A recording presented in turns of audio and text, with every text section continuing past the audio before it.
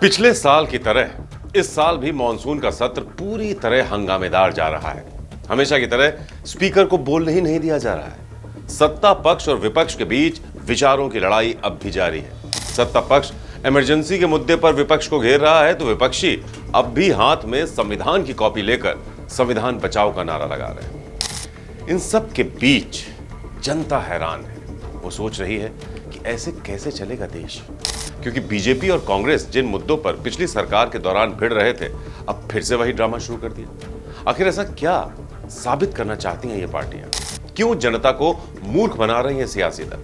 नमस्कार, आप देख रहे हैं श्रेष्ठ भारत। आपके साथ मैं हूं संजीव चौहान। तो देश में नई सरकार बने अभी एक महीना भी नहीं हुआ है कि सत्ता पक्ष और विपक्ष के बीच महाभारत शुरू हो गई है, जो मॉनसून सत्र के पहले दिन से ही जारी है। पूरा देश देख रहा है। बीजेपी को भले ही अपने बलबूते पूर्ण बहुमत नहीं मिला, लेकिन सहयोगी दलों के साथ एनडीए गठबंधन की सरकार तो बन गई है।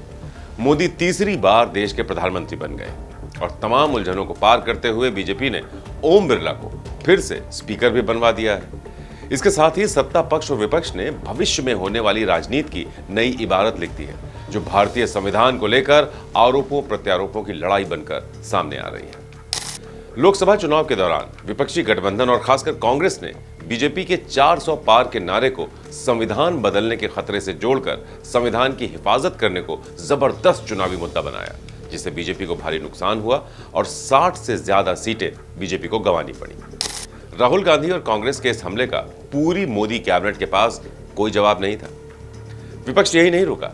नई लोकसभा में सांसदों के शपथ ग्रहण के दौरान भी कांग्रेस और उसके सहयोगी दलों ने संविधान की कॉपी हाथ में लेकर जय संविधान के नारे लगाए और यह साफ कर दिया कि संविधान का मुद्दा सिर्फ चुनावों तक ही नहीं था, ये आगे भी चलता रहेगा। जय हिंद, जय संविधान। तो अब जाहिर सी बात है कि विपक्ष के इन आक्रामक तेवरों से बीजेपी की परेशानी तो बढ़ेगी ही, साथ ही सदन की कार्यवाही चलाने में भी खासी दिक्कतों का सामना करना पड़ेगा। डर यह भी है कि लोकसभा चुनाव के बाद होने वाले कुछ राज्यों के विधानसभा चुनावों में भी अगर संविधान का मुद्दा गरमाया रहा और दलितों, आदिवासियों, अति पिछड़ों ने इंडिया गठबंधन की तरफ रुख कर लिया तो बीजेपी को उन राज्यों में भी नुकसान हो सकता है। तो ऐसे में भविष्य में होने वाले नुकसान से बचने के लिए बीजेपी ने भी सदन की कार्यवाही शुरू होते ही एक मास्टर स्ट्रोक खेला।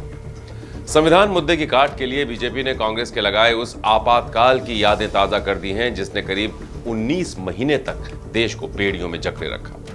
18वीं लोकसभा का मॉनसून सत्र शुरू होते ही स्पीकर ओम बिरला ने सदन में आपातकाल की निंदा की और बस हंगामा खड़ा हो गया। सदन में लाए निंदा प्रस्ताव को बिरला ने पढ़ा और प्रस्ताव के जरिए कांग्रेस को कटघरे में खड़ा करते हुए आपातकाल की ज्यादतियों का विस्तार से जिक्र किया।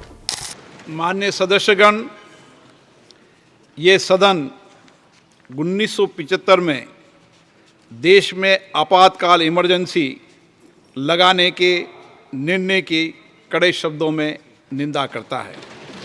अगले ही दिन राष्ट्रपति के अभिभाषण में भी आपातकाल की याद दिलाते हुए उसकी निंदा की गई। राष्ट्रपति का अभिभाषण भी सरकार का ही होता है। तो इस तरह से बीजेपी ने कांग्रेस और उसके संविधान बचाओ का नारा जो था उसका करारा जवाब देते हुए ये कहा कि संविधान अब नहीं तब खतरे में था जब देश में जबरदस्ती आपातकाल थोपा गया था।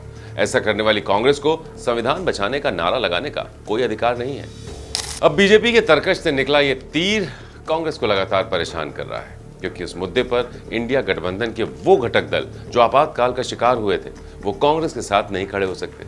इसकी एक झलक सदन में तब देखने को मिली जब स्पीकर के प्रस्ताव के विरोध में कांग्रेस सांसद लगातार नारेबाजी कर रहे थे और समाजवादी पार्टी, डीएमके और आरजेडी जैसी पार्टियों के सदस्य चुप रहे। सदन के दूसरे दिन कांग्रेस सांसद शशि थरूर शपथ लेने के बजाय जय संविधान के नारे लगाने लगे तो स्पीकर ने उन्हें टोकते हुए कहा कि संविधान की शपथ तो आप ले ही रहे हैं। इस पर कांग्रेस सांसद दीपेंद्र हुड्डा ने आपत्ति जताई तो लोकसभा अध्यक्ष ओम बिरला ने उन्हें डांटते हुए कहा, आराम से बैठ जाओ। संविधान की शपथ तो ले ही रहे हैं। ये संविधान की शपथ है।